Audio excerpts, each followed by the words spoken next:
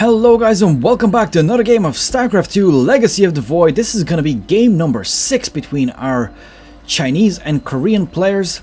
So on the bottom right hand side of Ruins of Seras we have WhaleTail spawning as the Red Zerg.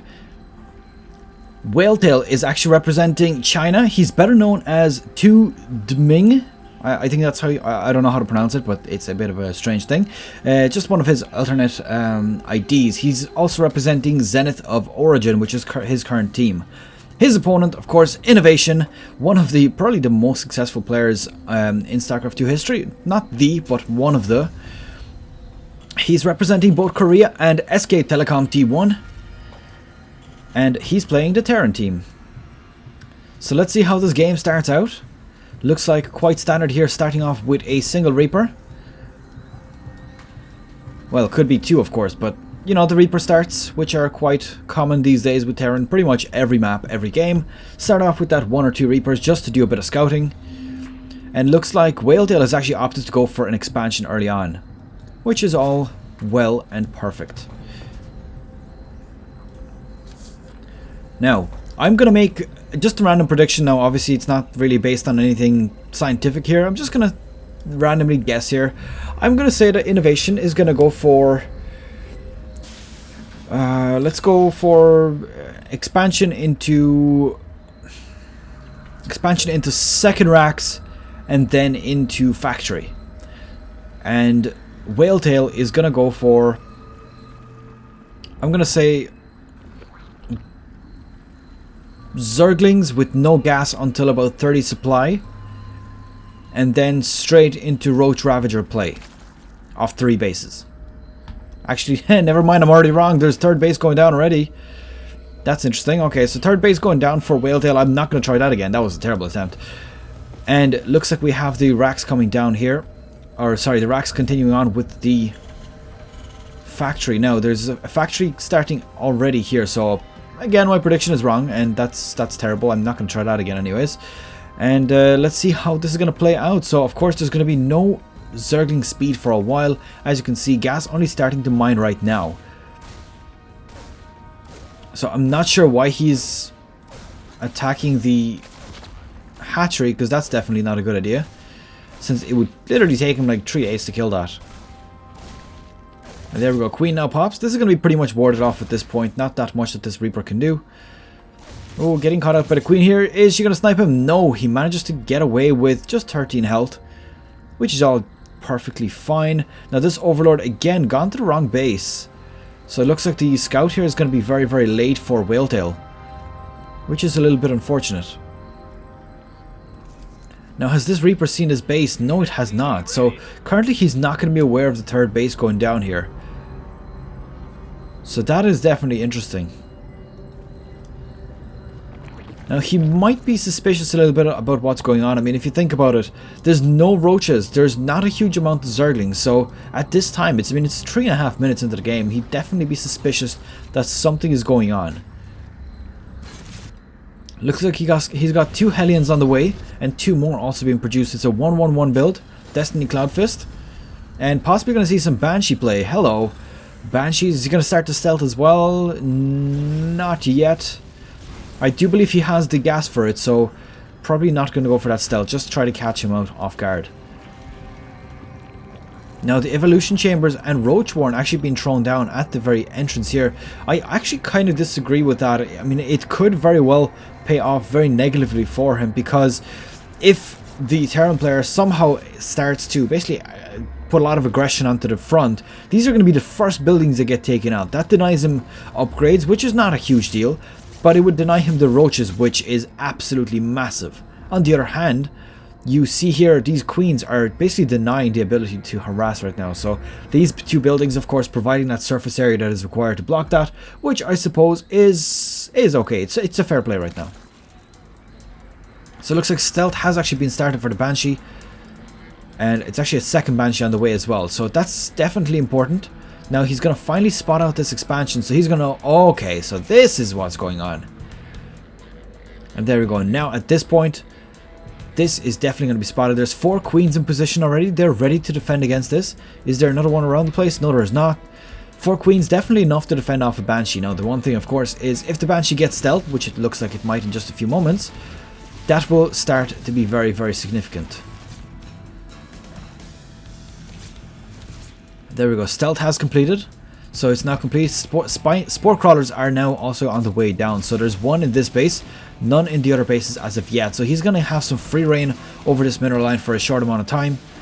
Let's see how much he manages to actually get off there. Overseer, of course, managing to help that get destroyed. So 6 drones in total. Honestly, I'm feeling that that was not worth it for him. He's invested in both Banshee and as well Stealth, so I feel that that is a little bit of a for him. You know, one thing that I haven't seen in I would say even arguably in any of the games that I cast so far, I've never seen Banshees being used defensively. They're always there to fight, you know, to kill drones, but at the same time, imagine all of these roaches here. Yeah, there's, you know, actually shit, there's queens as well, my bad. But basically, if you have roaches attacking your base and ravagers, you could use those so well to basically fend off. Sorry, the Banshees, you could use them so well to fend off roaches and ravagers. So it's kind of strange. I mean, you see all these Zerg all-ins, but then, you know, you could have a 1-1-1 build from the Terran.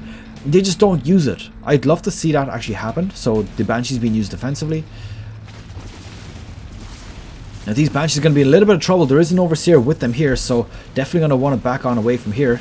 And there we go. This is what I mean. Look, these roaches cannot do anything to these Banshees, and the Banshees will, of course, be taking these out very, very quickly. There we go. The drop into the main base. I cannot agree with this drop. This is going to get taken out so damn quickly, and at the same time, a few SCVs have been taken out there as well. But honestly, I don't feel this is worth it whatsoever.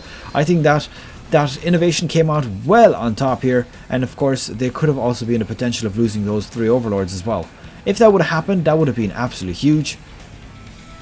But I suppose at the same time, if you think about it, the timing that has been lost for the minerals, the mineral mining is actually quite significant. 8 SCVs as well as mining time is not a small joke. I mean, it's a lot of you know, income affected here. And let's see what this Banshee is going to do. Honestly, I'm not feeling that it's going to do very much here.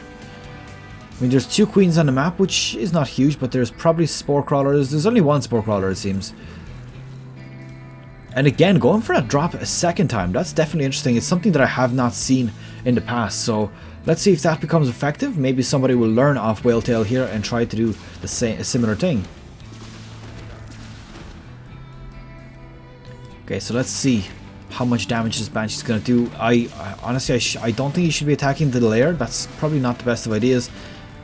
But let's see what's going on here in this inside this base as well. So the roach engagement in the front and as well a few in the back, so gonna potentially see them drop into the main base, and then of course the army in the front also engaging on, but directly.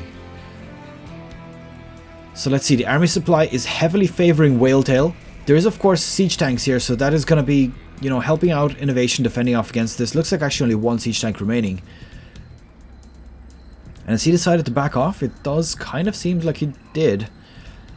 And just to note, there is also a base here completed, so he could very well deny the mining time here, or even possibly kill the base.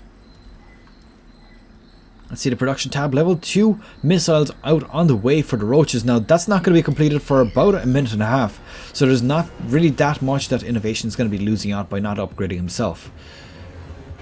Later on, it will start to become a bit more obvious, but at the moment, I think he's just fine. Does have, what's that, 3 siege tanks here? Lifted off into medevacs. A bunch of marines, a few marauders, and this 1 roach is going to get caught out. There's no concussive shells out, so that's definitely important. Level 1 bio shields and armor also have been completed. This roach is probably going to get cleaned up here, but the marauder is going to get taken out. Now there we go, sensor tower has been put down. This pretty much gives away everything that happens in the north side of this base. So that's all perfect, very well played here. Let's see what's going on inside this Zerg base. Doesn't look like he's actually making anything except for attacking units right now. Now this base is actually not fully saturated, so I'm kind of wondering, is he trying to go for an all-in here? I don't think it's going to go in his favor if you ask me personally. especially considering he's losing so many units here. This reinforcement's getting taken out as well. Siege tank's gonna start to do a lot of damage here, and there we go. Oh my god, losing 3 total overlords full of units. There we go, GG has been called, and I believe that is pretty much it for WhaleTail. Right, and that is pretty much it. Korea takes game number 4, and with that the series. And yeah, so I think that the deciding factor there really was losing 3 overlords full of roaches. I mean, that was very, very sloppy and getting out of position with that. So it's a bit unfortunate, but unfortunately cost them the game. So I hope you've enjoyed that. Leave it a thumbs up, of course, if you did. And I'll see you guys in the next game.